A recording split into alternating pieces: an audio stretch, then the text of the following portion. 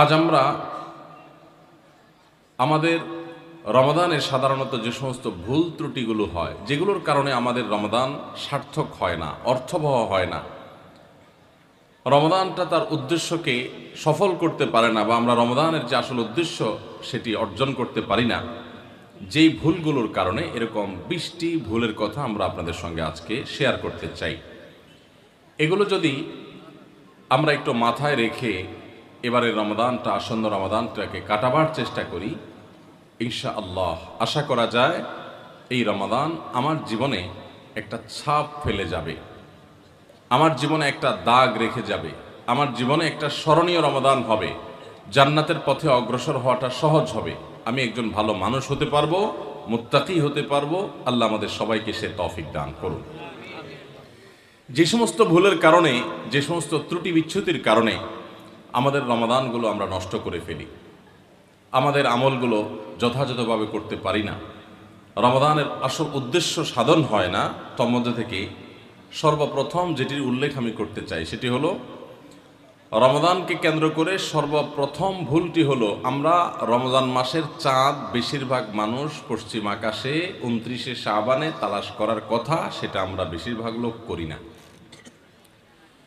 একটা সময় গ্রামে শহরে সব জায়গায় মানুষ চাঁদ তালাশ করত, যখন ফেসবুক ছিল না, যখন ইউটিউব ছিল না, বা সোশ্যাল মিডিয়ার এত ব্যবহার শুরু হয়নি, তখন গ্রামে শহরে সর্বত্র মানুষ চেষ্টা করত পশ্চিম আকাশে একটু চাঁদ তালাশ করার। রমাদানের চাঁদ আমরা তালাশ করব শাবানের শেষ দিনে, 29শে শাবান। এই চাঁদ তালাশ করাটা একটা ইবাদত, একটা নেক আমল। আমরা হেলায় এই নেক আমলটা হারাই ফেলি। আমরা এখন চাঁদ তালাশ করি, কিন্তু সেটা ফেসবুকে, আকাশে না। চাঁদ তালাশ হয় কোথায়? সবাই যখন ফেসবুকে তালাশ করে, তো চাঁদ দেখা কমিটি, হেলাল কমিটি, তারা যে ঘোষণা করবেন, তারা তো মানুষের দেয়া সংবাদের ভিত্তিতে ঘোষণা করবেন। এখন মানুষ যদি চাঁদ দেখা ছেড়ে দিয়ে সবাই ফেসবুক দিকে তাকায় থাকে, তাহলে তারা কার চাঁদ দেখার উপর ভিত্তি করে ঘোষণা দিবেন? এই জন্যই তো বেচারাদের দেখা যায় কোনো কোনো বছর 10টা, 11টা, 12টা বাজে চাঁদ দেখায়। কারণ আমরা তো চাঁদ দেখি না, আমরা নিউজ না দিলে তারা কোত্থেকে নিউজ দিবে? এই জন্য ভাইরা, রমাদান মাসের, রমাদানের জন্য চাঁদ দেখার চেষ্টা যদি আপনি করেন, আর যদি চাঁদ দেখতে নাও পারেন, চেষ্টাটা করছেন, পশ্চিম আকাশে চাঁদ খুঁজছেন, দেখেন নাই, তারপরেও আপনি একটা সুন্নাত আমল করার চেষ্টা করার কারণে আপনার নেক আমলে চাঁদ দেখার চেষ্টা করার কারণে সওয়াব পাবেন। আর যদি চাঁদ দেখতে পান, তাহলে দোয়া পড়বেন, আল্লাহুম্মা আহিল্লাহু আলাইনা বিল ইয়ুমনি ওয়াল ঈমান ওয়াস সালামাতি ওয়াল ইসলাম। আল্লাহ, এই চাঁদকে আপনি আমার জন্য বরকতময় করে দিন, ঈমানময় করে দিন, শান্তিময় করে দিন, ইসলামময় করে দিন। এই পুরো চাঁদকে, পুরো মাসকে আমার জন্য, এই দোয়া পড়া সুন্নত। তাহলে রমাদান কেন্দ্রিক আমাদের প্রথম ভুল হলো, আমরা রমাদানের চাঁদ সাধারণত দেখি না, কিন্তু এখন থেকে ইনশাআল্লাহ রমাদান মাসের চাঁদ আমরা পশ্চিম আকাশে তালাশ করব। ঠিক আছে তো ইনশাআল্লাহ? দ্বিতীয়ত যে ভুলটি হয় তা হলো, রমাদানের প্রস্তুতি অংশ হিসাবে আমরা বেশিরভাগ মানুষই ভুল প্রস্তুতি নেই। সেটি হলো, প্রচুর পরিমাণে খাবার দাবার কেনাকাটা করে, সেগুলো সংগ্রহ করে বাসা বাড়িতে খাবার দাবার স্তূপ দিয়ে ফেলা। এটা হলো আমাদের বেশিরভাগ মানুষের রমাদানের প্রস্তুতি। অন্য যে কোনো সময়ের চাইতে রমাদান মাসে অতিরিক্ত খাবার ইত্যাদি কেনাকাটা আমরা করি, এটা রমাদানের যথাযথ প্রস্তুতি না। এই বিষয়ে পারিবারিক মিটিং হওয়া উচিত, ফ্যামিলির সদস্যদেরকে নিয়ে বসা উচিত, যে আমরা এই রমাদানটা কিভাবে কাটাবো। রমজান তো ইবাদতের মাস, তো ইবাদতের মাসে আমরা খাবার নিয়ে এত ব্যস্ত হয়ে গেছি কেন?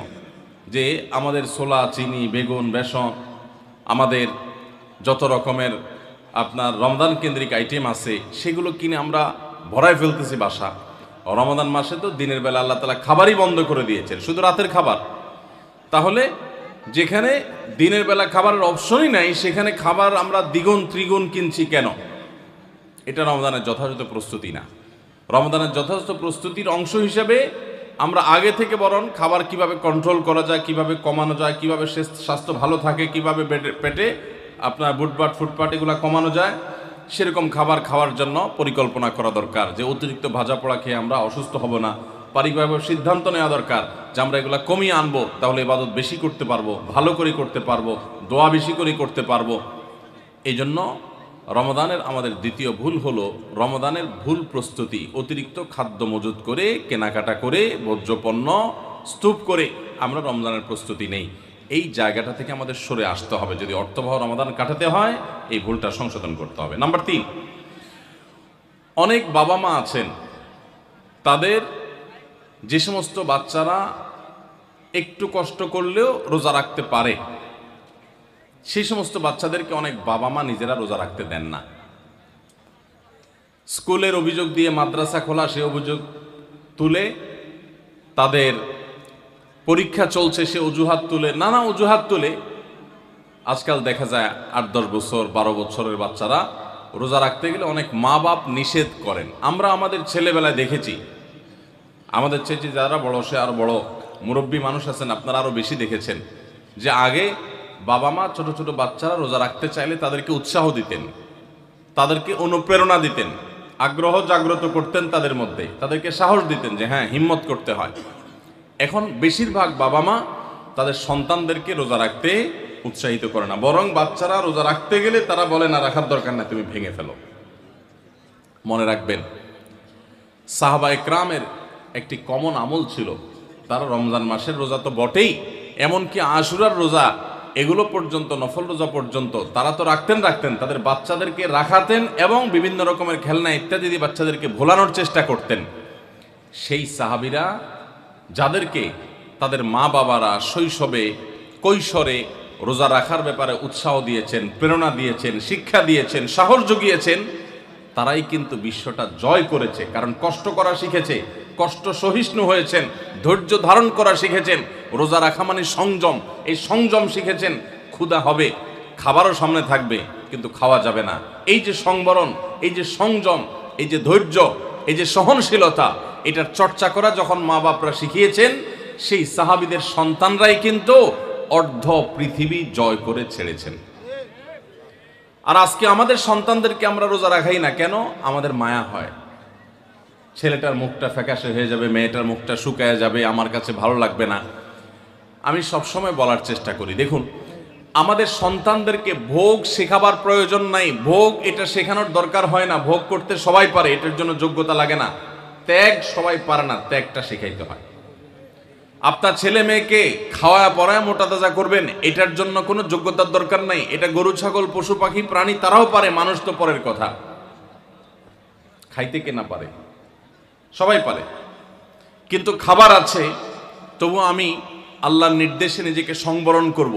একটা নির্দিষ্ট সময় সূর্য ডোবার আগ পর্যন্ত আমি খাবো না। এই যে ধৈর্য, এই যে সহনশীলতা, এই যে আত্মনিয়ন্ত্রণ, এই যে কন্ট্রোল, এই জিনিসটা আপনার বাচ্চার জীবনে অনেক গুরুত্বপূর্ণ একটা ব্যাপার। এটা তার জন্য অনেক বেশি জরুরি, তার কারণ তার সারা জীবন সামনে পড়ে আছে। তার জীবনে যা চাইবে সে সব কিছু পাবে না, বহু কিছু তার চাওয়ার সাথে পাওয়ার মিল থাকবে না। তার জীবনে অনেক সংগ্রাম করতে হবে, অনেক ইচ্ছা বিরুদ্ধ বিষয় তার সামনে এসে দাঁড়াবে। তখন সে সংযমী হতে পারবে, আত্মনিয়ন্ত্রণ করতে পারবে, ধৈর্য ধারণ করা শিখতে পারবে। আপনি যদি তাকে রোজা শিখান, আপনি তাকে যদি সওম শিখান, আপনি যদি তাকে বিরত থাকা শিখান, আপনি যদি তাকে সংযমের এই ইবাদত শিখান, আর যদি শুধুমাত্র ভোগ শিখান, বাচ্চা মুখ দিয়ে বাইর করলো আর আপনি অস্থির হয়ে গেছেন তাকে দেওয়ার জন্য, চোখ দিয়ে কোনো দিকে তাকাইলে তো সে কেনার জন্য আপনি পাগল পরা হয়ে গেছেন, এমনকি হালাল হারাম পর্যন্ত বাজ বিচার করছেন না।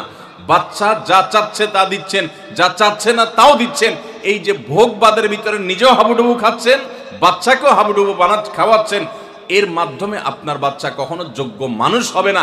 আপনার বাচ্চা আর যা হোক, বিশ্বজয়ী সাহাবা একরামের সেই অনুসরণকারী বাচ্চা হতে পারবে না। তাদেরকে যদি আপনি সংগ্রাম শেখাতে চান, ভোর রাতে ঘুম থেকে জাগতে শেখান, ভোর রাতে উঠতে শিখান, আরামের ঘুম ছাড়া শিখান, আরামের কম্বল ত্যাগ করা শিখান। খাবার সামনে আছে, পানীয় সামনে আছে, ক্ষুধাও আছে, তৃষ্ণাও আছে, তারপরও সে খাবে না, এই সংযম শিখান।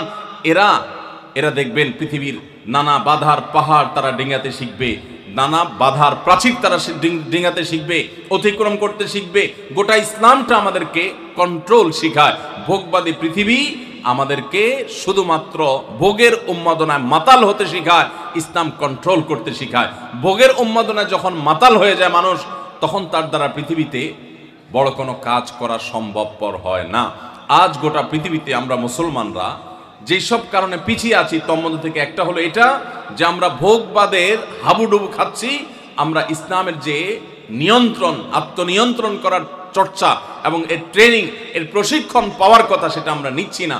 রমাদান উপলক্ষে আমাদের বড় ভুল হলো যে আমরা নিজেরাও সিয়াম কি বলে সেটা বুঝার চেষ্টা করি না। রোজা কিন্তু আমাদের সাথে কথা বলে।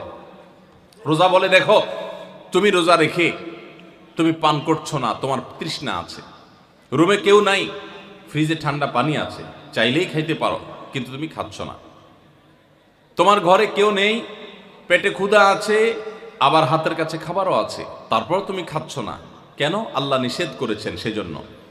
তো এখান থেকে শিক্ষা গ্রহণ করে তোমার সামগ্রিক জীবনে আল্লাহর সমস্ত নিষিদ্ধ বিষয় থেকে বেঁচে থাকার যে ট্রেনিং এবং চর্চা সেটা তুমি গ্রহণ করবা, এই কথাই রোজা আমাদেরকে প্রতিনিয়ত বলে। তো এই জন্য রমাদান কেন্দ্রিক আমাদের একটা বড় ভুল হলো এই রোজার বার্তাটা আমরা নিজেরাও গ্রহণ করতে পারি না। আমাদের শিশুরা, বিশেষ করে যারা রোজা রাখার উপযোগী হয়, আমি 2 বছর 3 বছরের শিশুকে তো রোজা রাখার কথা বলি না, ইসলামও সে কথা বলে না, কিন্তু আপনার বাচ্চা যখন 8-10 বছর বয়স হয়ে যায়, যখন থেকে 7-8 বছর পার হয়ে যাওয়ার পর সে রোজা রাখতে শিখে, একদিন হয়তো সে জোহর পর্যন্ত রাখবে, এরপর ভেঙে ফেলবে, কোনো গুনাহ হবে না।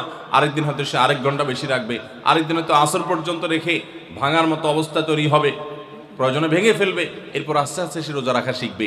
এই বাচ্চা যে কষ্ট করা শিখে, যে ধৈর্য ধরা শিখে, যে ক্ষুধার কষ্ট এটা নিয়ন্ত্রণ এটা বুঝে, সেই বাচ্চা অনেক বড় কিছু করতে পারবে, তার দ্বারা ভালো কিছু হবে। তো আমাদের বাচ্চাদেরকে রোজা রাখতে চাইলে তাদেরকে আমরা আরো বেশি উৎসাহ দেব, অনুপ্রেরণা দেব, সাহস দেব, তাদেরকে ভুলানোর চেষ্টা করব।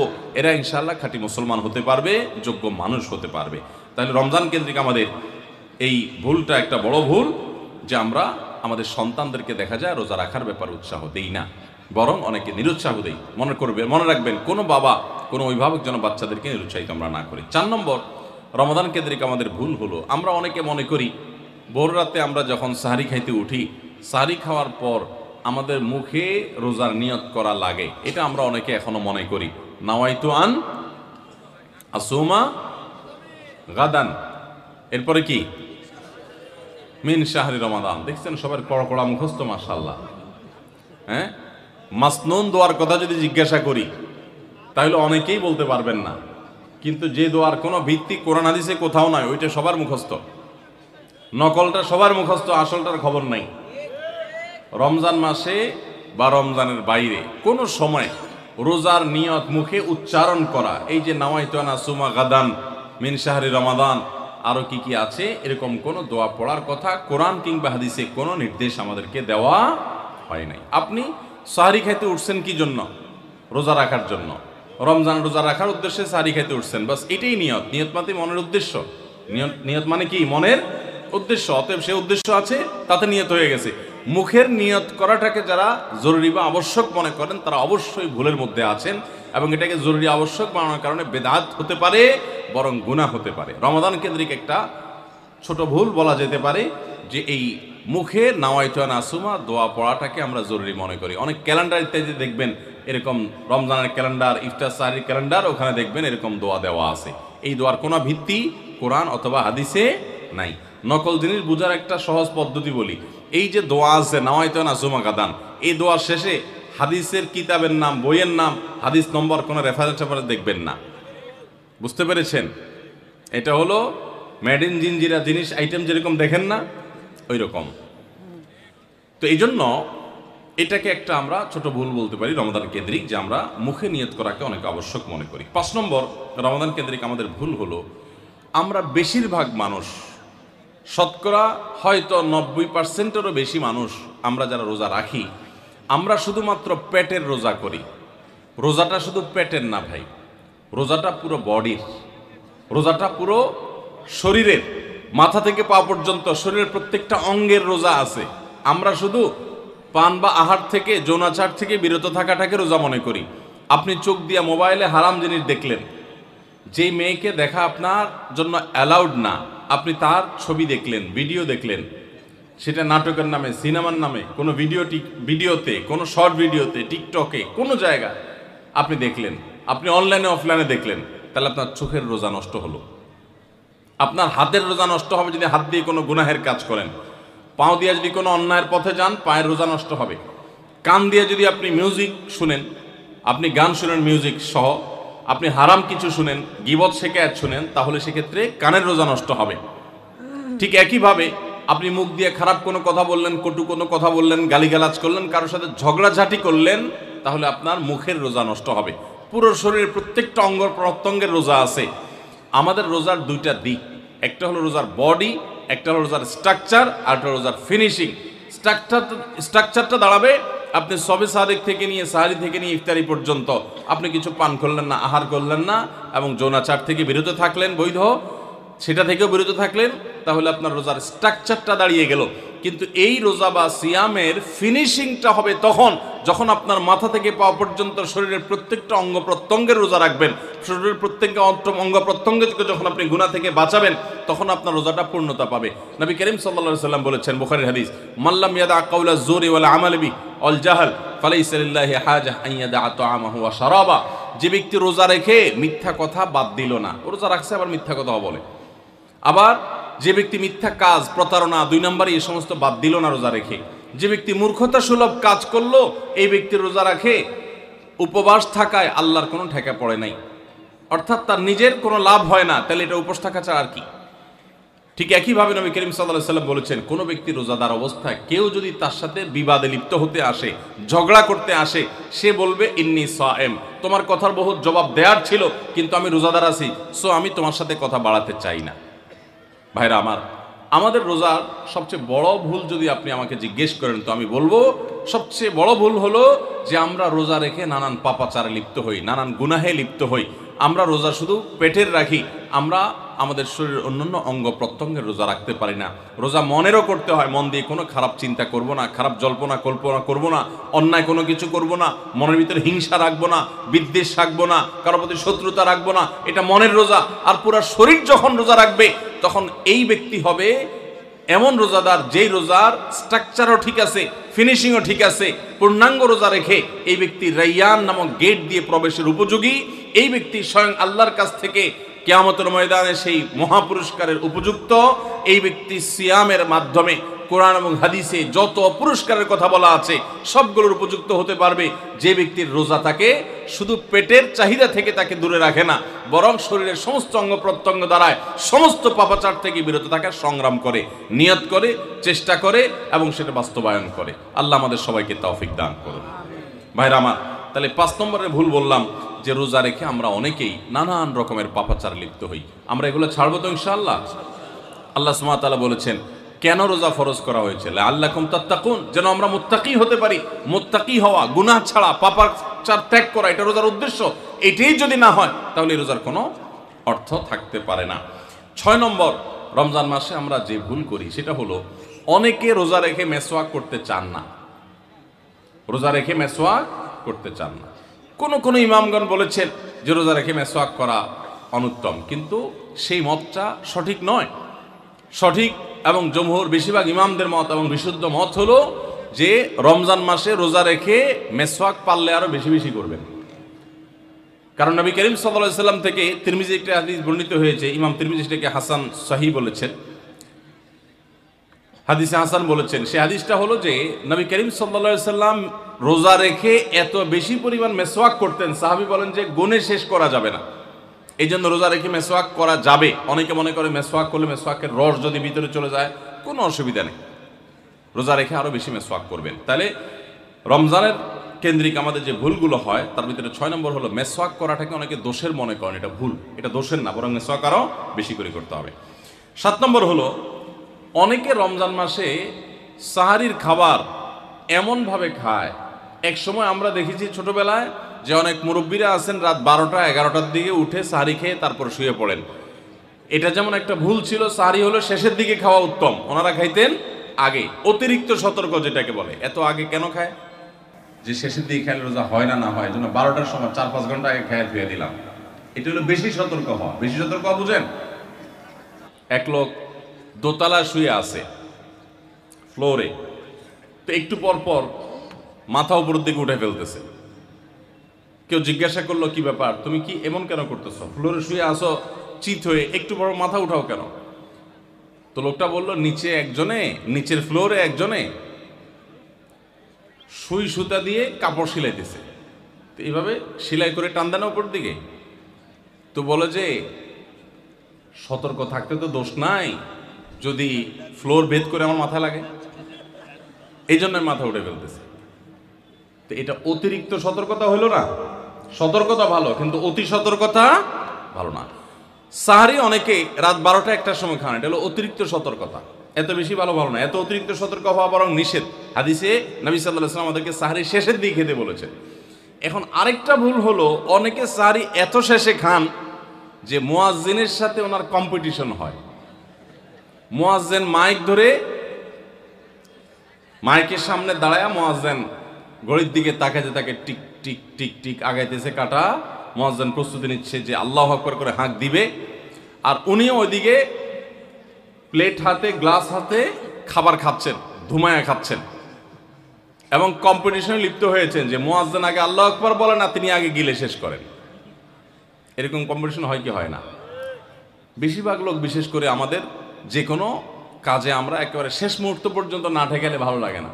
এই যে একদম আজান হওয়ার আগ মুহূর্ত পর্যন্ত খেতে থাকা, অনেক সময় দেখা যায় যে ভিতরে যেতে যাচ্ছে আজান পড়তেছে, এখনো আমার গলার নিচেও নামে না, এদিকে আল্লাহু আকবার শুরু করে দিছি, আল্লাহু আকবার শুরু করতেছে, তখনও চাপাইতেছি, এবার ফালাই দিছি।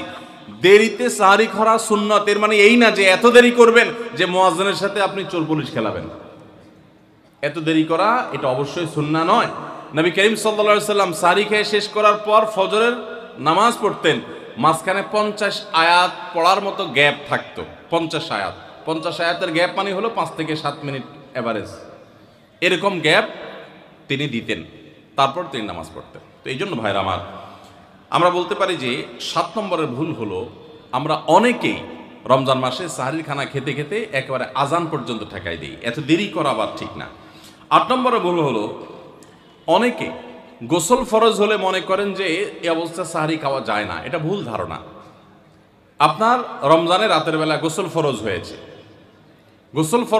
আপনি এখনো গোসল করতে পারেন না, এদিকে সাহারির খানার সময় চলে যাচ্ছে, তাহলে আপনি আগে সাহারির খানা খেয়ে নেন, সাহারি খেয়ে তাড়াতাড়ি গোসল করে তারপর ফজর নামাজ পড়তে যান, কোনো অসুবিধা নেই। এমনকি যদি আজান হয়ে যায়, আপনি গোসল এখনো করতে পারেন নাই, তাতেও সমস্যা নেই। আমরা অনেকে এটাকে সমস্যা মনে করি। সেই সাথে আরেকটা ভুল ধারণা হলো, অনেকে মনে করেন রমজান মাসে দিনের বেলায় স্বপ্নদোষ হলে বোধহয় রোজা ভেঙে যায়। স্বপ্নদোষ হওয়ার কারণে রোজা ভাঙে না। স্বপ্নদোষ হয়েছে, আপনি রোজা কন্টিনিউ করবেন, এই রোজা রাখতেও হবে না, কোনো অসুবিধা নেই, কারণ এটা আপনার ইচ্ছায় না। 9 নম্বর ভুল হলো, আমরা অনেকে যদি সাহারি খাইতে না পারি তাহলে আর ওই দিন রোজা রাখি না। অনেক লোক আছে বলে যে আজকে সাহারি খেতে পারি না, এই জন্য রোজা রাখি না। তো সাহারি না খাইতে পারলে রোজা রাখবেন না কেন? সাহারি খাওয়াটা সুন্নত আর রোজা রাখাটা ফরজ। আপনার সুন্নত ছুটে গেছে, কোনো অসুবিধা নেই, সাহারি না খেলে রোজার কোনো অসুবিধা নাই। সাহারি খাওয়াটা উত্তম। নবী সাল্লাল্লাহু আলাইহি ওয়াসাল্লাম বলেছেন, তাসাহহারু ফাইন্না ফিস সাহুরি বারাকা, তোমরা রাতের শেষ বেলার খানাটা, সাহারির খানাটা খাবা, এটাতে বরকত আছে, কল্যাণ আছে। দুপুরের খানায় বরকতের কোনো ঘোষণা নাই, অন্য কোনো খানায় বরকতের কোনো ঘোষণা নাই, কিন্তু সাহারির খানাতে বরকতের ঘোষণা আছে। এই জন্য আমরা সাহারির খানাটা মনে না চাইলেও অল্প স্বল্প কিছু হলেও মুখে দেওয়ার চেষ্টা করব, কারণ সেখানে বরকত আছে, কল্যাণ আছে। কিন্তু কোনো কারণে সাহারি মিস হয়ে গেছে, ঘুম থেকে উঠতে পারেন নাই, আজান হয়ে গেছে, তাহলে এই অজুহাতে রমজানের ফরজ রোজা না রাখার কোনো সুযোগ নাই। কষ্ট একটু বেশি হতে পারে ওই দিন, তাতে কিছুই হবে না, আমরা একেবারে মরে যাব না।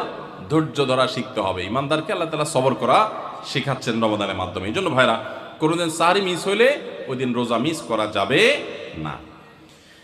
10 নম্বর যে ভুলটা আমাদের হয় সেটা হলো, সাহারিতে আমরা বেশিরভাগ মানুষ একটা সুন্নাত আমল করি না, সেটা হলো খেজুর খাওয়া।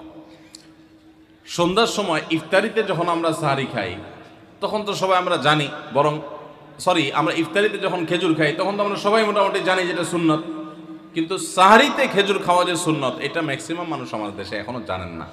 নবী করিম সাল্লাল্লাহু আলাইহি ওয়াসাল্লাম বলেছেন, নি'মা সাহুরুল মুমিনি আত-তামার, ইমানদারের সবচাইতে উত্তম সাহারি হলো খেজুর।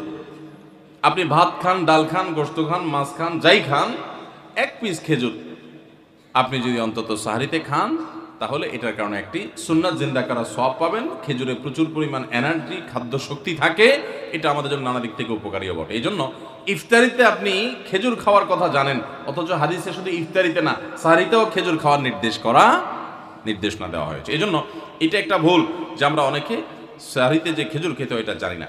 11 নম্বর ভুল হলো সাহরির সময় ভোর রাতের সময়টা হলো দোয়া কবুলের সবচেয়ে মোক্ষম সময়। 24 ঘন্টার ভিতরে দোয়া কবুলের সবচেয়ে আদর্শ সময়, যে সময়ের দোয়া কবুলের সম্ভাবনা সবচেয়ে বেশি, সেটা হলো ভোর রাতের সময়টা। আল্লাহ সুবহানাহু ওয়া তাআলা ডেকে ডেকে বান্দার ক্ষমা ঘোষণা করেন, বিপদ আপদ দূর করেন, অসুখ বিসুখ দূর করেন। এই সময়টা হলো রাতের শেষ প্রহর, ফজরের আগের সময়টা, তাহাজ্জুদের সময়টা। 11 মাস ধরে আমরা নানা ব্যস্ততার অজুহাতে আমাদের তাহাজ্জুদ পড়ার সুযোগ হয় না, ভোর রাতে ওঠার সুযোগ হয় না। ভাইরা আমার, রমাদানের মাস, আপনি তো সাহরি খেতে প্রায় প্রতিদিনই উঠছেন। আপনার যেহেতু সাহরি খাওয়ার উদ্দেশ্যে উঠাই লাগে, তো আপনি কেন এই মাসে সাহরির সময় ভোর রাতের এই সময়টাতে যখন আল্লাহর সাধারণ ক্ষমা ঘোষণা করেন, ওই সময়টাতে আপনি কেন শুধুমাত্র খেয়ে পরে আপনি মসজিদে চলে যাবেন ফজরের জন্য? অবশ্যই আপনি সাহরি খেতে উঠলে 2-5 মিনিট সময় বের করে বিশেষভাবে আল্লাহর কাছে দোয়ায় মনোনিবেশ করবেন। আমাদের একটা বড় ভুল হলো সাহরির এই সময়টাকে দোয়ায় আমরা মনোনিবেশ করি না। সম্ভব হলে 2 রাকাত নামাজ পড়েন, 4 রাকাত নামাজ পড়েন। সেটা যদি না পারেন তো সাহরির খানার শেষে অথবা আগে আপনি আপনার রুমে গিয়ে লাইট বন্ধ করে নিরিবিলি জায়গায় একটু আল্লাহর কাছে হাত তুলে একটু চোখের পানি ফেলে চান, দোয়া করেন। দোয়ার এই সুযোগটা 11 মাস আপনি পান না, রমজান মাসে সাহরির উসিলায় পেয়েছেন, তো আপনি সেই সুযোগটা কেন হাতছাড়া করবেন? আমি বিনয়ের সাথে বলতে চাই, একজন মানুষের জন্য আমরা এই সুযোগটা হাতছাড়া না করি। আমি পারতপক্ষে কোনোদিন এই সুযোগটা হাতছাড়া করি না ভাইরা। যেদিন কিছুই করতে পারি না, ওইরকম দোয়া করার সময় হয়তো নাই, কোনো কারণে দেরি হয়ে গেছে উঠতে উঠতে, ওই দিন খাইতে খাইতে মনে মনে দোয়া করার চেষ্টা করি, প্লেটটা ধুইতে ধুইতে দোয়া করার চেষ্টা করি। কারণ মুয়াজ্জিন ফজরের আজান যখন দেন, ওয়াক্ত যখন হয়, তার আগ মুহূর্ত পর্যন্ত আল্লাহ তাআলা দুনিয়ার আসমানে এসে তারপরে বান্দাকে ডেকে ডেকে বলেন, আল্লাহ মিন মুবতালান, তোমাদের মধ্যে কেউ কি অসুস্থ আছো, ফাআফিয়াহু, আমি তাকে সুস্থতা দান করব। আল্লাহ মিন মুস্তাগফিরিন ফাগফির লাহ, তোমাদের মধ্যে কেউ কি আছো ক্ষমা প্রার্থনাকারী, আমি তাকে ক্ষমা করে দিব। এভাবে ডেকে ডেকে আল্লাহ তাআলা দিতে থাকেন। টোটাল 24 ঘন্টার মধ্যে যেই সময়টার দোয়া ফেরত দেয়া হয় না, যেই সময়টার দোয়া মিস হওয়ার সম্ভাবনা খুবই কম, আপনার দোয়ার বেসিক শর্তগুলো ঠিক থাকলে এই দোয়া কবুল হওয়ার সম্ভাবনা জোরালো, সেই সময়টা হলো ভোর রাতের সময়টা। রমজান মাসে এই সময়টাতে দোয়ার যে সুযোগ তৈরি হয়, দোয়ার যে বিশাল সুযোগ আপনি পান, এই সুযোগটা হাতছাড়া করে আপনি শুধুমাত্র খেয়ে দিয়ে এই সময়টাকে পার করে দেন, এটা কখনো বুদ্ধিমানের কাজ হতে পারে না। এই জন্য রমজান মাসের ভুলগুলোর মধ্যে থেকে একটা হলো যে সাহরির সময়টাতে, ভোর রাতের সময়টাতে, দোয়া কবুলের গুরুত্বপূর্ণ সময়টাতে আমরা দোয়া তো করিই না। অনেকে ওই সময় আজকাল সাহরি পার্টি বের করেছেন, তামাশা বের করেছেন, অনেকে টেলিভিশনের প্রোগ্রাম দেখেন। কোন চ্যানেলে সাহরির সময়ের কোন প্রোগ্রাম আমরাও মাঝে মধ্যে, এগুলো আগে রেকর্ড করা থাকে। সাহরির সময় আমরা টেলিভিশনে প্রোগ্রাম করতে যাই না, আগে রেকর্ড করা থাকে, সেগুলো চলে। এগুলো হলো তাদের জন্য যারা টেলিভিশনে হারাম জিনিস দেখবে, ওই টাইমটাতে সে যেন হারাম জিনিস না দেখে ভালো কিছু দেখে। আপনাদেরকে আমরা বলবো, কখনো ওই ভোর রাতের ওই সময় ইসলামিক প্রোগ্রামও দেখতে যাবেন না। আপনি ওই সময়টাতে আল্লাহর সাথে কথা বলবেন, ওই টাইমটা ইবাদতের সময়, ওই টাইমটা দোয়া এবং রোনাজারির সময়। আমরা বেশিরভাগ মানুষ এই ভুলটা করি যে রমজানে আল্লাহর কাছে পাওয়ার এই বিশাল সুযোগ আমরা হাতছাড়া করে ফেলি। আমরা এখন থেকে সাহরিতে উঠলে দোয়া করবো তো ইনশাআল্লাহ। আল্লাহ আমাদের সবাইকে তৌফিক দান করুন। তাহলে এটি ছিল 11 নম্বর ভুল। রমাদানকে আমাদের সার্থক করতে হলে এই ভুলটা দূর করতে হবে, সংশোধন করতে হবে। সাহরিতে দোয়া থেকে বিরত থাকা, এই ভুল করা যাবে না। 12 নম্বর ভুল হলো অনেকে রোজা রেখে থুতু গিলাটাকে দোষণীয় মনে করেন যে রোজা রেখে বোধহয় থুতু গেলা যায় না, এই জন্য ঘন ঘন থুতু ফেলে দেখবেন অনেকে আছেন। বিশেষ করে নতুন নতুন যখন রোজা রাখে পোলাপান, তখন দেখবেন যে মিনিটে মিনিটে থুতু ফেলে, আছে না নাই? এই ঘন ঘন রোজা রাখে, আপনার থুতু ফেলে কেন? কারণ মনে করতেছে থুতু গিললে তার রোজা ভেঙে যাবে। ভাই, থুতু যদি আপনি না গিলেন আপনি বাঁচবেন? থুতু না গিললে কেউ বাঁচবে?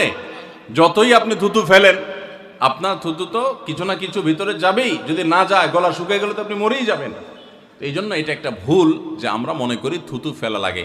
রোজা রেখে রোজার কারণে এক্সট্রা কোনো থুতু ফেলার দরকার নাই। আপনার মুখে বালু চলে আসছে, একটা মশা ঢুকে গেছে, আপনি রোজা আছে, এটার জন্য ভিতরে না যায়, সেজন্য থুতুটা ফেলে দিলেন, এটা ভিন্ন কথা। আপনি বেসিনে গিয়ে ফেলে আপনি একটু পানি ঢেলে দিলেন, কিন্তু রোজা রেখে ঘন ঘন থুতু ফেলতে হবে, থুতু গিলা যাবে না, এরকম কোনো কথা নাই। এটা আমাদের একটা ভুল, রমজান কেন্দ্রিক একটা ভুল। 13 নম্বর ভুল হলো আমরা বেশিরভাগ মানুষ রমজান মাসে ফজরের নামাজ পড়ে এসে ঘুম দেই। আপনার যদি রাতে ঘুম না পুরে আবার দিনে ডিউটি থাকে, ঘুম একটু যদি যাওয়াই লাগে, তো ফজরের পর পর ঘুমাবেন না। আলহামদুলিল্লাহ আমাদের বাসায় আমরা এটার প্র্যাকটিসটা প্রতি বছর খুব হার্ডলি করার চেষ্টা করি। ফজরের পর পর কোনো ঘুম নেই, ফজরের পর একটু কোরআন তেলাওয়াত করেন। প্রথম প্রথম চোখ ভেঙে আসবে, কারণ আপনি ভোর রাতে উঠছেন, অভ্যাস নাই, তো যাতে চোখে ঘুম না আসে সেজন্য নানান বুদ্ধি বাইর করেন, করে ঘুম দূর করেন, একটু উঠবস করেন। ওই টাইমে বসে ফজরের পরে আপনি তেলাওয়াত করেন, জিকির আজকার করেন, সকাল সন্ধ্যার দোয়াগুলো পড়েন, একটু দোয়া করেন, রমজানের কিছু আমল করেন। এশাকের নামাজের ওয়াক্ত হয়ে গেছে, 2 রাকাত নামাজ পড়ে এরপর আপনি পারলে দরকার হলে শুয়ে যান, কিন্তু ফজরের পর পর শুয়ে যাবেন না, এটা একটা ভুল। কারণ নবী করিম সাল্লাল্লাহু আলাইহি সাল্লাম সকালের এই সময়টার জন্য দোয়া করেছেন, আল্লাহুম্মা বারিক লি উম্মতি ফি বুকুরিহা, আল্লাহ আমার উম্মত জন্য সকালের সময়টাতে বরকত দান করুন, আর ওই সময় আপনি ঘুমায় থাকছেন। তো রমজান মাসে আমরা এটা একটা ভুল করি, এটা আমরা করব না যথাসম্ভব। তারপর 14 নম্বর ভুল হলো, আমরা যারা নিয়মিত আজানের জবাব দেই, আজানের জবাব দেওয়া একটা আমল, আপনারা জানেন তো, মুয়াজ্জিন যা বলে তার সাথে সাথে তা বলা, তার পরপর সেটা বলা। মুয়াজ্জিন যখন আল্লাহু আকবার বলে, তখন আপনিও আস্তে আস্তে করে আল্লাহু আকবার বলবেন। মুয়াজ্জিন আবার যখন আল্লাহু আকবার বলবে, আপনিও আল্লাহু আকবার বলবেন। মুয়াজ্জিন যখন আশহাদু আল্লা ইলাহা ইল্লাল্লাহ বলবে, আপনিও আশহাদু আল্লা ইলাহা ইল্লাল্লাহ বলবেন। মুয়াজ্জিন যখন আশহাদু আন্না মুহাম্মাদুর রাসূলুল্লাহ বলবে, আপনি কি বলবেন? আশহাদু আন্না মুহাম্মাদুর রাসূলুল্লাহ বলবেন। অনেকে সাল্লাল্লাহু আলাইহি সাল্লাম পড়ে, সাল্লাল্লাহু আলাইহি সাল্লাম পড়বেন হলো আজানের শেষে, কিন্তু আজান চলাকালীন আশহাদু আন্না মুহাম্মাদুর রাসূলুল্লাহ বলবেন।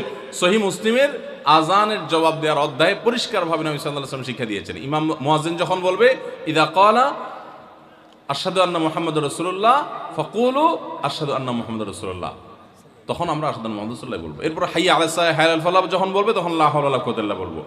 এরপর আল্লাহু আকবার বললে তাই বলবো, লা ইলাহা ইল্লাল্লাহ বলার সময় তাই বলবো। তারপরে আজানের জবাব দেবো, দুরূদ পড়বো, দোয়া পড়বো।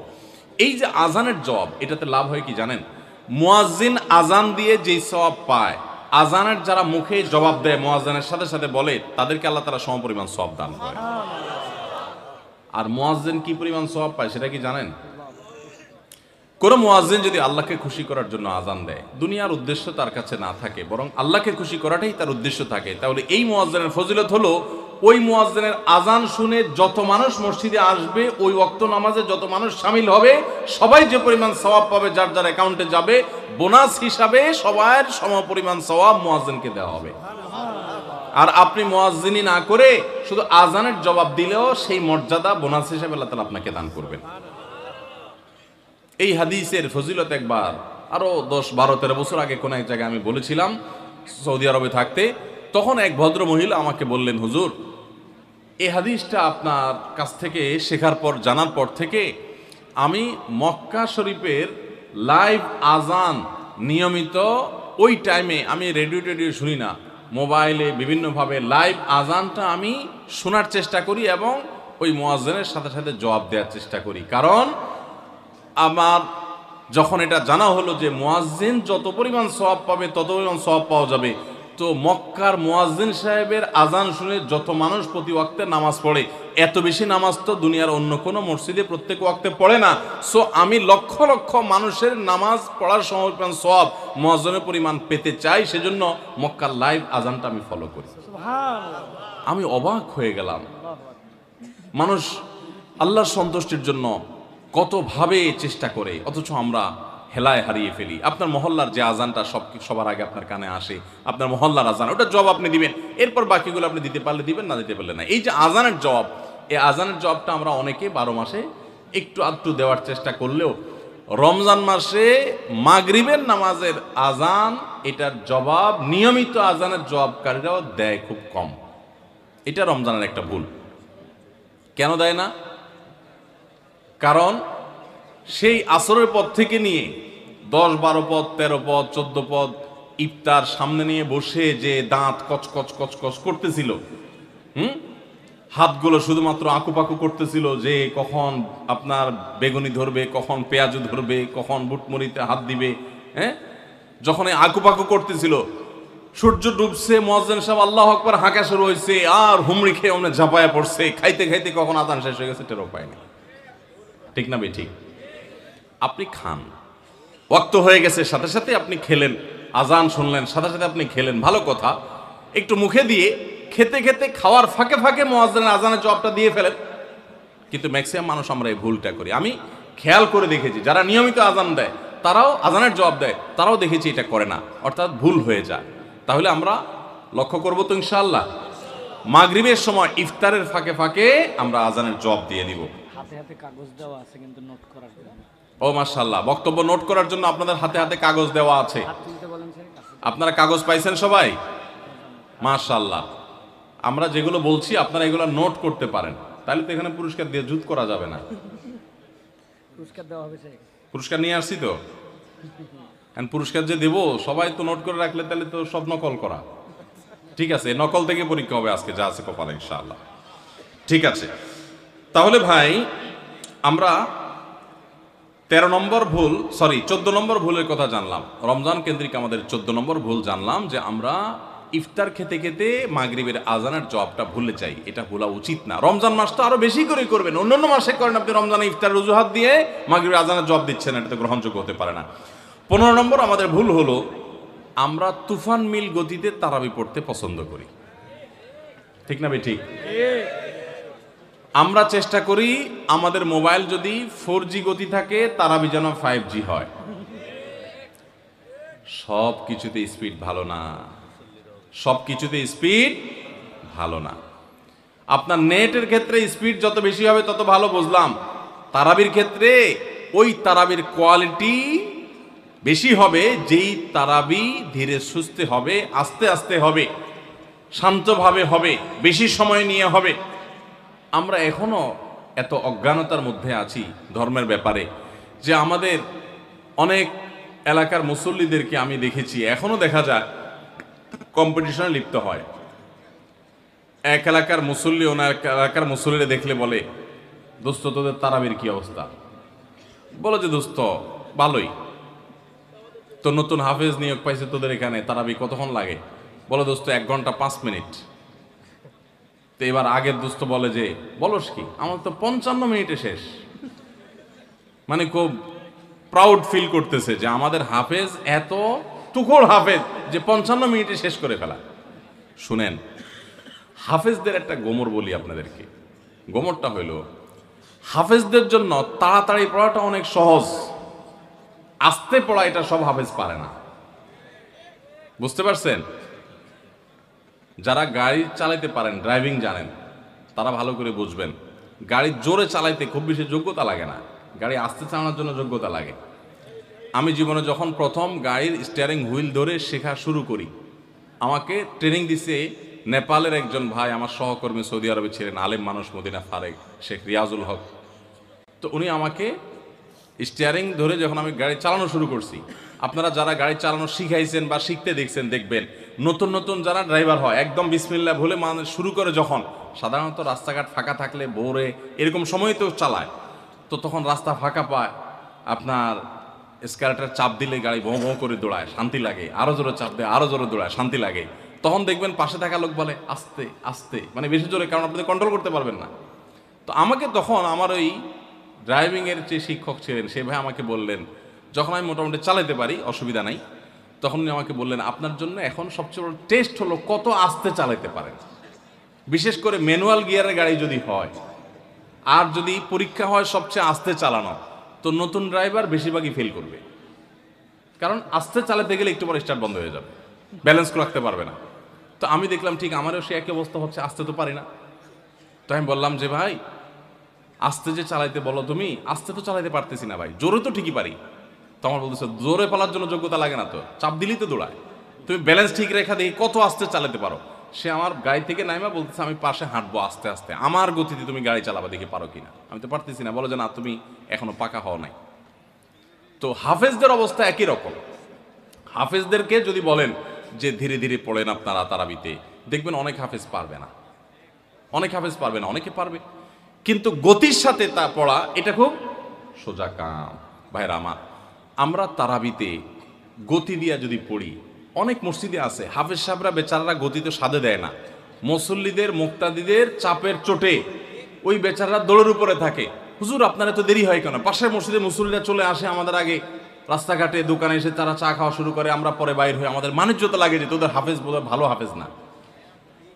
বুঝতে পেরেছেন? ওই কপাল পড়ারা বুঝতেছে না যে তাড়াহুড়ো করাটা ভালো হাফেজ হওয়ার লক্ষণ না।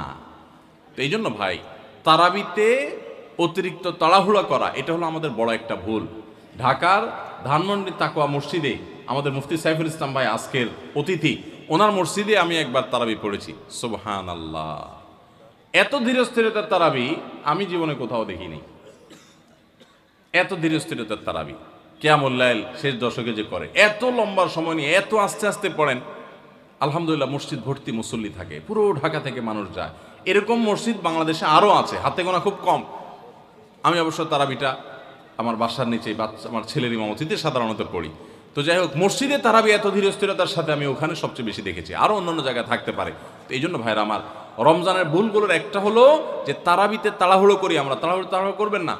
আপনার হাফেজ সাহেবকে যদি আপনি খুব গতিতে পড়তে বলেন, এক পারা যদি প্রথম কয়েকদিন তো 1.5 পারা পড়ে, এরপরে 1 পারা করে পড়ে শেষ পর্যন্ত। 1 পারা পড়তে এশার নামাজ সহজ যদি তার তাড়াহুড়ো করে পড়তে যদি 1 ঘন্টার সময় লাগে, তো ধীরস্থিরতার সাথে পড়লে 1 ঘন্টা, বড় জোর 10 মিনিট সময় লাগবে। 5 থেকে 10 মিনিটের পার্থক্য, এর বেশি না। 5-10 মিনিটের জন্য আপনার পুরো 1 ঘন্টা তারাবিটা আপনি বরবাদ হয়ে যেতে পারে যদি অতিরিক্ত তাড়াহুড়া হয়, অস্পষ্ট থাকে, তাহলে তারাবি পড়ার কোনো মানেই থাকতে পারে না। এই জন্য তারাবিতে তাড়াহুড়ো করবেন না, ধীরস্থিরতার সাথে পড়বেন। এবং এই বছর বিশেষ করে আমরা ওই যে তারাবির সালাতে কোণের বার্তা বইটা লিখেছি, এটার উদ্দেশ্য হলো তারাবি যাতে আপনার কাছে বোঝা মনে না হয়, তাড়াতাড়ি শেষ করে দিতে আপনার মনে না চায়, আপনি আগে থেকে একটু বইটা দেখে যাবেন যে আজকের তারাবিতে কি কি আছে, কোন নবীর ঘটনা আছে। যখন ওই আয়াতগুলো তেলাওয়াত করা শুরু করবে, তখন আপনি রিলেট করতে পারবেন, আপনার কাছে ভালো লাগে কাজ করবে, তারাবিটা আপনার কাছে বোঝা মনে হবে না। তাহলে 15 নম্বর ভুল হলো তারাবিতে তাড়াহুড়ো করা। আরেকটা বিষয় আছে, সেটা হলো তারাবির 4 রাকাত পর পর দোয়া পড়া। কি দোয়া জানো? আমি 2-3 শব্দ পারি, সুবহানাজিল মুলকি ওয়াল মালাকুতি, এতটুকু পারি। এরপরে কি আপনারা জানেন ভালো, যেহেতু কোরআন হাদিসে কোথাও পাই নাই, এই জন্য আমি তো জানি না, শুধু পাবলিকের মুখোমুখি শুনছি ছোটবেলা থেকে, কিন্তু বই পুস্তকে কোথাও পাই নাই কোরআন হাদিসে। তো এই জন্য তারাবির 4 রাকাতের পর পর এরকম দোয়ার কোনো কথা কোরআন বা হাদিসে নাই। 4 রাকাত পর পর সময় দেওয়া হয় কেন জানেন? এটা রেস্টের টাইম, যে 4 রাকাত পড়ছেন একটু রেস্ট করেন। আপনি তখন শুরু করছেন সুবহানাল মুলক ওয়াল মালাকুতে, আরো রেস্ট আপনার নষ্ট হলো, তো এই জন্য তো আপনাকে সময় দেওয়া হয়নি। তো এই জন্য তারাবির এই ভুলগুলো আমাদের একটা ভুল রমজান কেন্দ্রিক। 16 নম্বর ভুল হলো মোবাইল, টেলিভিশন এবং এই জাতীয় ডিভাইসগুলোতে আমরা অনেকে গেমস ইত্যাদি খেলে সময় নষ্ট করি। কারণ দুপুরে খাবারের সময় কাজ নাই, অবসর থাকি, তো দেখা যায় মোবাইলে নষ্ট করে সময়। মহিলারা অনেক সময় রিমোট নিয়ে বসে টেলিভিশনের সামনে সময় নষ্ট করেন, অনেক সময় গেমস খেলে সময় নষ্ট করেন, অনেকে ঘুমায় থাকেন অতিরিক্ত। প্রবাস জীবনে অনেকে আছে ঘন্টায় ঘন্টা এভাবে সময় নষ্ট করেন, কারণ দুপুরে খাবার নাই, সকালের খাবার নাই, সময়গুলো কাজে লাগানোর সুযোগ না পান না। তো এটা বড় ভুল। আপনার রমজানের এই সময়গুলো অনেক দামি, এই সময়গুলো এভাবে নষ্ট করাটা আপনার রমজানকে নষ্ট করার শামিল। এটা হলো 16 নম্বর ভুল। 17 নম্বর ভুল হলো ইফতারের সময় দোয়া করতে হয়, এটা আমরা জানি সবাই। ইফতার খেতে দোয়া আছে সেটাও জানি, বিসমিল্লাহ বলে ইফতার খেলাম, ইফতার খাওয়ার পর দোয়া পড়বো আমরা, জাহাবাজ জামা ওয়াবতাল্লাতিল উরুক ওয়াসাবাতাল আজরু ইনশাআল্লাহ, অথবা আল্লাহুম্মা লাকা সুমতু আলা রিজকিকা আফতারতু। আমরা দোয়া এটা জানি সবাই। কিন্তু কেউ যদি আপনাকে ইফতারের দাওয়াত দেয়, ইফতার করায়, তখন তার জন্য একটা দোয়া আছে, ওইটা আমরা ম্যাক্সিমাম মানুষ জানি না। বলবো সেটা, সেই দোয়াটা হলো নবী করিম সাল্লাল্লাহু আলাইহি সাল্লাম তাকে কেউ ইফতার করালে তিনি তার জন্য দোয়া করতেন, আকালা তুআমাকুমুল আবরার ওয়াসাল্লাত আলাইকুমুল মালাইকা ওয়া আফতার ইনদাকুমুস সাইমুন। তোমাদের খাবার যেন নেককাররা খায়, হ্যাঁ, এবং তোমাদের উপর ফেরেশতারা যেন তোমাদের জন্য দোয়া করে, আর তোমাদের খাবার যেন রোজাদাররা খায়, ইফতার করে। কেউ ইফতার করে তার জন্য এই দোয়া করা সুন্নাত, এটা আমরা অনেকে জানি না। তো এই দোয়া না করা, এটা আমার মনে হয় আমাদের সমাজের ম্যাক্সিমাম মানুষের মধ্যে আছে, যে আমরা দোয়া করি না। ইফতার কেউ খাওয়াইলে খেয়ে চলে আসি, বড় জোর অন্য দোয়া পড়ি, কিন্তু এই দোয়া পড়া সুন্নাত, এটা আমরা জানি না। তাহলে এটা একটা ভুল আমাদের রমজান কেন্দ্রিক। 18 নম্বর ভুল হলো এতেকাফ না করা এবং পরিবারকে শেষ 10 দিনে ঘুম থেকে জাগিয়ে না তোলা। রমজানের শেষ 10 দিন এতেকাফ করা হলো রমজানের সবচাইতে তৃপ্তিদায়ক ইবাদত। যেই ইবাদতের তৃপ্তি আপনি নগদে পাবেন, সেটা হলো রমজানের শেষ দশকের এতেকাফ। দুঃখজনক বিষয় হলো ম্যাক্সিমাম মানুষ আমাদের দেশে মসজিদগুলোতে দেখা যায় এতেকাফের লোক পাওয়া যায় না, টাকা দিয়ে লোক ভাড়া করে এতেকাফে রাখা লাগে, একটা দুঃখজনক ব্যাপার। তো রমজানের একটা গুরুত্বপূর্ণ আমল হলো এই এতেকাফ, এটা আমরা করি না, চেষ্টা করবো তো ইনশাআল্লাহ। একবার যদি আপনি ইতিকাফ করেন, ইতিকাফের মজা যদি একবার পেয়ে যান, বিশেষ করে কয়েকজন ইবাদত গুজার মানুষের সাথে থাকেন, একটা পরিবেশ মান, আপনাকে জীবনে ইতিকাফ থেকে কেউ আর ঠেকাতে পারবে না, দূরে রাখতে পারবে না। ইতিকাফ আপনি করেই ছাড়বেন, এত মজার ইবাদত। এবং সেই সাথে রমজানের শেষ দশকে নবী সাল্লাল্লাহু আলাইহি সাল্লাম পরিবারের লোকদেরকে ঘুম থেকে ডেকে তুলতেন। আমরা এটা করি না, পরিবারের লোকদেরকে সহ পুরো পরিবার মিলে একসাথে ইবাদত বন্দি করা শেষ দশকে, এটা গুরুত্বপূর্ণ একটা ইবাদত। তাহলে 18 নম্বর ভুল হলো ইতিকাফ না করা, পরিবারকে শেষ দশকে না জাগানো।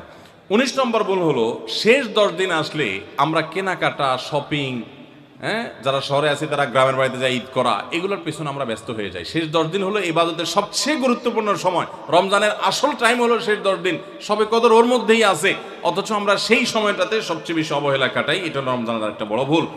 আর 20 নম্বর এবং সর্বশেষ যেটা বলতে চাই সেটা হলো যে অনেকে আমরা ফিতরাটা সময় মতো দেই না। ফিতরাটা হলো চাঁদ উঠছে তখন থেকে নিয়ে ঈদ উল ফিতরের নামাজের আগ পর্যন্ত এই সময়ের মধ্যে দিয়ে দিবেন। এত অল্প সময়ের মধ্যে রাত্রের মধ্যে গরিব যদি খুঁজে না পান তাহলে একদিন 2 দিন আগে থেকেও দিতে পারবেন, কিন্তু কোনো অবস্থাতে ঈদের নামাজের পরে ফিতরা দিলে সেটা ফিতরা আদায় হবে না। তাহলে ভাইরা আমার, এই 20টা ভুল যদি আমরা সংশোধন করতে পারি, এগুলোর প্রতি যদি আমরা খেয়াল রাখতে পারি, তাহলে আশা করা যায় আমাদের রমজানটা বড় সুন্দর হবে, অর্থবহ হবে। এই রমজানটা আমাদেরকে তাকওয়া অর্জন করাবে এবং সফল এবং সার্থক রমজান আমরা কাটাতে পারবো। চেষ্টা করবো তো ইনশাআল্লাহ। আমি এক নজরে আবারও বলে দিচ্ছি, 1 নম্বরের ভুল হলো রমজানের চাঁদ না দেখা। শাবানের 29 তারিখে রমজানের চাঁদ তালাশ না করা পশ্চিম আকাশে, এটা আমাদের একটা ভুল। 2 নম্বর হলো আমাদের রমজানের প্রস্তুতির অংশ হিসেবে শুধু খাবার টাবার কিনে ভরায় ফেলা, ইবাদতের রুটিন নাই, খাবার নিয়ন্ত্রণ করার ব্যবস্থা নেই, বরং অতিরিক্ত খাবারের ব্যবস্থা করা, এটা আমাদের একটা ভুল। 3 নম্বর হলো আমাদের ছোট ছেলে মেয়েরা যদি রোজা রাখতে চায় তাদেরকে রাখতে না দেওয়া, মায়া করে তাদেরকে রোজা থেকে বিরত রাখা, এটা আমাদের একটা ভুল। 4 নম্বর হলো মুখে নাওয়াইতা নাসুমা গাদান এই জাতীয় দোয়া করাটাকে জরুরি মনে করা, এটা একটা ভুল। 5 নম্বরের আমাদের ভুল হলো রমজানের যে আমাদের অনেকে পেটের রোজা রাখি, চোখে, মুখে, কানে, অন্য অন্য অঙ্গ প্রত্যঙ্গ দিয়ে নানা গুনাহ করি ফেসবুকে ইত্যাদিতে, এর মাধ্যমে আমাদের রোজা অর্থবহ হয় না, এটা আরেকটা ভুল। 6 নম্বর হলো আমরা অনেকে মেসওয়াক করাটাকে দোষণীয় মনে করি, অথচ রোজা রেখে মেসওয়াক করা যায়। 7 নম্বরে ভুল হলো আমরা অনেকে সাহারি খেতে খেতে একেবারে আজান পর্যন্ত ঠেকাই দেই, অথচ এটা ভুল। আজান পর্যন্ত ঠেকাইতে হয় না, একটু আগে শেষ করতে হয়। এবং আজান দিচ্ছে তখনও আপনি খাবেন, এটা তো রোজাই হবে না আপনার যদি ওয়াক্ত হয়ে যায়। আর 8 নম্বরের ভুল হলো আমরা অনেকে গোসল ফরজ হলে মনে করি সাহারি খাওয়া যায় না, অথচ গোসল ফরজ অবস্থায় সাহারি খাওয়া যায়। আর 9 নম্বরের ভুল হলো আমরা অনেকে সাহারি খেতে না পারলে ওই দিন রোজা রাখি না, অথচ সাহারি না খেতে পারলেও রোজা রাখা যায়। 10 নম্বরের ভুল হলো সাহারিতে খেজুর খাওয়া, এটা আমরা অনেকে জানি না যে খেজুর খাওয়া সুন্নাত, খাই না খেজুর আমরা, এটা একটা ভুল। 11 নম্বর ভুল হলো সাহারির সময় দোয়া কবুল হয় ভোর রাতে, এটা আমরা বেশিরভাগ মানুষ মিস করে ফেলি। 12 নম্বর ভুল হলো আমরা অনেকে মনে করি মুখের থুতু এটা গিলা যায় না রোজা অবস্থায়, জন্য ঘন ঘন থুতু ফেলি, এটা আরেকটা ভুল। 13 নম্বর ভুল হলো যে আমরা অনেকে ফজর নামাজের পরপরই রমজান মাসে শুয়ে পড়ি, একটু কমপক্ষে এশাক পর্যন্ত জেগে ইবাদতবন্দি করে তারপর ঘুমানো উচিত। আর 14 নম্বরে ভুল হলো মাগরিবের সময়, ইফতারের সময় যখন মুয়াজ্জিন আজান দেয়, অন্যান্য দিন আজানের জবাব দিল, রমজানে মাগরিবের সময় আমরা অনেকে আজানের জবাব মিস করে ফেলি, এটা একটা ভুল। ইফতারের ফাঁকে ফাঁকে আজানের জবাব দেওয়া উচিত। আর 15 নম্বর ভুল হলো তারাবিতে আমরা অনেকে তাড়াহুড়ো করা পছন্দ করি, অথচ সেটা তারাবির মানকে নষ্ট করে দেয়। 16 নম্বর ভুল হলো মোবাইলে, টেলিভিশনে, বিভিন্ন প্রোগ্রামে, গেমস ইত্যাদিতে আমরা রোজা থেকে যেহেতু খাবার দাবার নাই সকালে দুপুরে, এই টাইমটাতে আমরা সময় নষ্ট করি, এটা আরেকটা ভুল। আর 17 নম্বর হলো যে ব্যক্তি ইফতার করায় তার জন্য একটা দোয়া পড়তে হয়, আকাল্লা তাআমুকুল আবরার ওয়াসাল্লাত আলাইকুল মালাইকা ওয়াফতার ইনদাকুমুস সাইমুন, আমরা অনেকে কেউ ইফতার করে তাকে দোয়া করাতে যাই না, এটা আরেকটা ভুল। আর 18 নম্বর হলো রমজানের শেষ 10 দিনে নবী সাল্লাল্লাহু আলাইহি ওয়াসাল্লাম জীবনে কখনো ইতিকাফ ছাড়েন নাই। যত বছর তিনি বেঁচে ছিলেন প্রত্যেক বছর রমজানের শেষ 10 দিন তিনি মসজিদে ইতিকাফ করতেন। আমরা যে আমল নবী সাল্লাল্লাহু আলাইহি ওয়াসাল্লাম জীবনে 1 বছরও ছাড়েন নাই, সে আমল বেশিরভাগ মানুষ জীবনে 1 বছরও করি নাই। রমজানের আসল মজাই হলো ইতিকাফ, এটা আমরা বেশিরভাগ করি না, এটা একটা ভুল। এবং পরিবারের লোকদেরকে শেষ 10 দিন জাগায় তোলা ইবাদত বন্দিগির জন্য, সেটা আমরা করি না। 19 নম্বর ভুল হলো শেষ 10 দিন হলো ইবাদতের 10 দিন। নবী সাল্লাল্লাহু আলাইহি ওয়াসাল্লাম ইয়াজতাহিদু ফিহি মা লা ইয়াজতাহিদু ফি গায়রি, এই 10 দিন ইবাদতের জন্য যত চেষ্টা করতেন এত চেষ্টা কখনো করতেন না। আর এই 10 দিন আমরা বেশিরভাগ মানুষ কেনাকাটা, শপিং ইত্যাদিতে ঘোরাফেরাতে নষ্ট করি, এটা সবচেয়ে বড় ভুলগুলোর একটা। আর 20 নম্বর হলো ফিতরা আমরা সময় মতো আদায় করি না। অনেকে ঈদের নামাজের পরে ফিতরা দেন, সেটা ফিতরা আদায় হবে না, সাধারণ দান হয়ে যাবে, এটা হলো 20 নম্বর এবং সর্বশেষ ভুল। আল্লাহ সুবহানাহু ওয়া তাআলা সমস্ত ভুল, বিচ্যুতি, ত্রুটি এই সবগুলা থেকে বেঁচে থেকে একটা অর্থবহ সার্থক রমাদান কাটাবার তৌফিক আমাদেরকে দান করুন।